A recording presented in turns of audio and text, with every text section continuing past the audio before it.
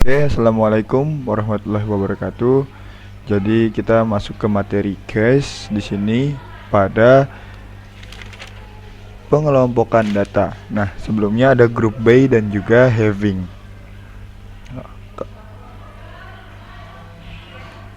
Di sini sebentar, saya pastikan dulu sudah merecord ya. Nah, case kita baca pengertiannya dulu. Nah, case, proses dari case bisa dengan bebas mengontrol data yang kembali dari query. Klausa where menggunakan perbandingan untuk mengontrol pemilihan data. Sedangkan case untuk perbandingan dalam bentuk output kolom. Jadi bedanya itu where dan case. Klausa where dan juga case itu bedanya. Klausa where itu di pemilihan datanya untuk ditampilkan, kalau case ini pemilihan datanya itu untuk ditampilkan di layar kita atau berbentuk sebuah kolom. Nah, dapat disimpulkan bahwa case akan membentuk operasi tersendiri berupa sebuah kolom baru dengan data dari operasi di dalamnya. Nah, struktur query case kalian bisa lihat pada halaman 99. Nah, case when kondisi 1, then result, lalu kalau mau itu when lagi, pokoknya lalu hasil akhirnya adalah else, lalu result, lalu end atau pemberhentian dari sebuah case. Nah, contohnya seperti yang ada di halaman 99. Nah, tapi kita langsung aja ke prakteknya. Di sini saya sudah menyediakan database bernama sekolah. Nah, lalu di sini di sekolah ini terdapat tabel ujian. Kita klik tabel ujiannya. Nah, di sini terdapat 3 data dan juga mempunyai field bernama nama siswa dan juga nilainya. Di sini Nurdin mempunyai nilai 80, Sani 82 dan Dani 79. Nah, kita langsung aja ke prakteknya atau ke query SQL-nya. Nah, di sini select bintang from, di sini kita tulis nama siswa. Jadi yang ditampilkan itu ada nama siswa, lalu ada nilai, lalu case-nya di sini. Case when nilai lebih dari 70 80 aja, lebih dari 79 lebih dari 79, then kita pakai then, resultnya yaitu lulus,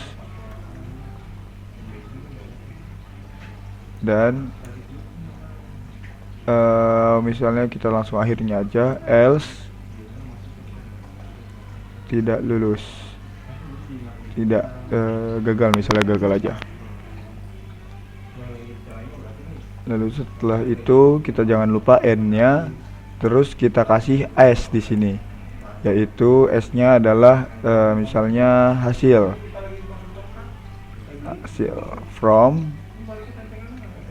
ujian, dari tabel ujian. Nah, ini query seperti ini saya ingin memilih, bisa bilang ingin menampilkan data yang di atas 79 itu adalah lulus, lalu yang di bawah di atas 70, ya, dia di bawah 79 itu gagal. Jadi seperti ini. Nah, sebelumnya saya copy dulu. Nah, kita lihat datanya. Di sini terdapat Nurdin nilai 80, Sani 82, Dani 79. Nah, karena KKM-nya, anggaplah KKM ya, karena KKM-nya adalah 80, maka kalau kita lihat di sini berdasarkan data, Nurdin itu dia akan lulus, Sani akan lulus tapi Dani gagal. Karena apa Dani gagal? Karena nilai KKM-nya adalah 80. Nah, kita buktikan melalui SQL yang tadi baru saya copy. Nah, di sini seperti ini. Nah, harusnya ini saya jelaskan. Select itu adalah tampilkan data nama siswa, data nilai, dan juga perbandingan dari sebuah case, yaitu jika kasusnya itu nilainya di atas 79, maka dia akan menampilkan lulus pada kolom. Lalu kalau tidak sampai 79, itu dia maka akan gagal. Lalu kita akhiri kasusnya atau kita akhiri perbandingannya, dan kita kasih kolom bernama, kita kasih nama atau kita kasih alias kasus tersebut gitu, yaitu hasil. Nah, data-datanya ini dari nama siswa, nilai, dan juga perbandingan kasusnya ini diambil dari tabel ujian. Nah, ketika kita kirim, nah akan seperti ini, sesuai dengan yang tadi saya bicarakan, lalu saya jelaskan. Nah, di sini nama siswa Nurdin, nilai 80, hasilnya adalah lulus. Lalu di sini Sani, nilainya 82, hasilnya adalah lulus. Dani, nilainya 79, dia gagal. Kenapa dia gagal? Karena dia tidak lebih dari 79 gitu. Nah, cara bacanya seperti itu. Nah, anggaplah ya, mungkin ada yang bertanya juga, Pak, kalau ini kan kita menggunakan 2 kasus saja, ada lulus dan gagal gitu kan. Nah, bagaimana Pak kalau kita mempunyai 3 kasus, misalnya di atas 81 dia akan mendapat beasiswa misalnya. Nah, di sini kita lari ke SQL lagi. Caranya yaitu gampang untuk menampilkan itu semua. Nah,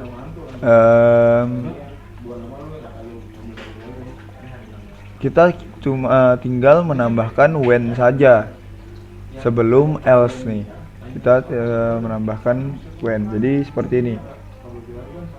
Case when, terus di sini bawah kita enter saja biar lebih jelas. Nah, di sini kita tambahin when lagi. When nilai ini kita ganti dulu jadi beasiswa.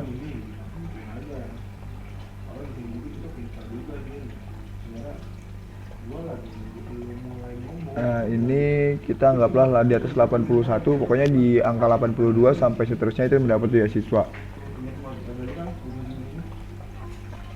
Lalu when nilai di atas 79 maka then yaitu lulus saja. Lalu nilai akhirnya else-nya adalah gagal. Nah, sebelumnya juga kalau kalian belajar OOP atau pemrograman Java dan lain-lainnya, di situ terdapat if else. Nah, ini kasusnya kurang lebih sama dengan if else. Sekali lagi saya jelaskan.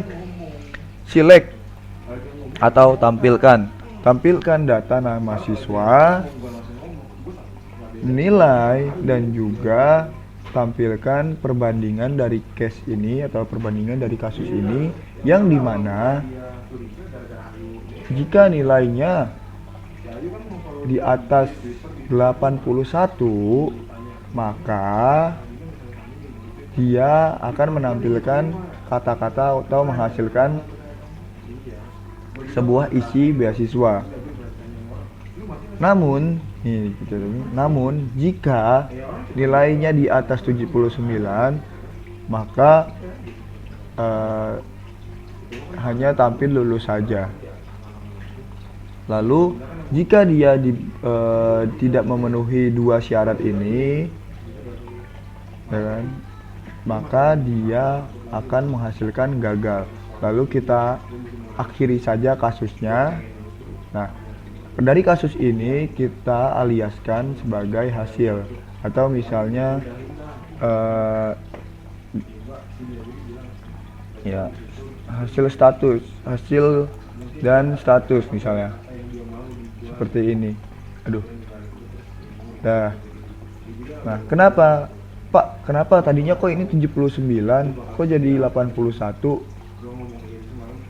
Nah, saya jelaskan lagi. Di sini kenapa saya menaruh when di awal adalah nilai yang terbesar, karena nilai yang terbesar itu gitu kan, case when. Kenapa saya naruh yang terbesar di sini?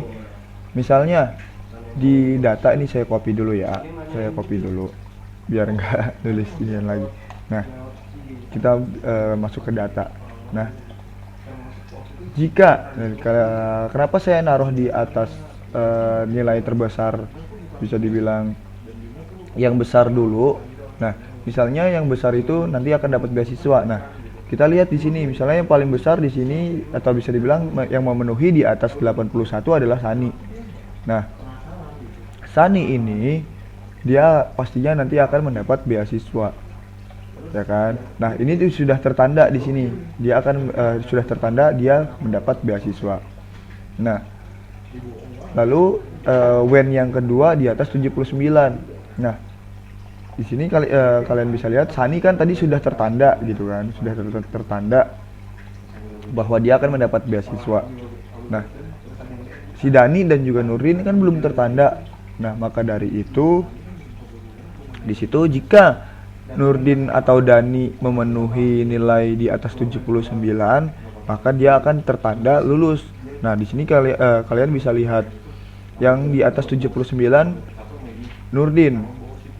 Nah, berarti Nurdin akan tertanda atau termark bahwa dia lulus. Nah, dua data ini Nurdin dan Sani sudah tertanda. Si Sani sudah tertanda beasiswa dan si Nurdin sudah tertanda lulus. Nah, tinggal Dani saja yang belum tertanda. Nah, kalian bisa lihat nilai akhir, yaitu bisa dibilang atau else-nya adalah gagal. Maka dari itu si Dani akan termark gagal. Nah, namun kalau misalnya kalian ganti ininya yang 79 duluan, lalu misalnya di sini lulus gitu kan. Kalau kalian ganti ini, misalnya ini 81. Lah, di sini misalnya beasiswa.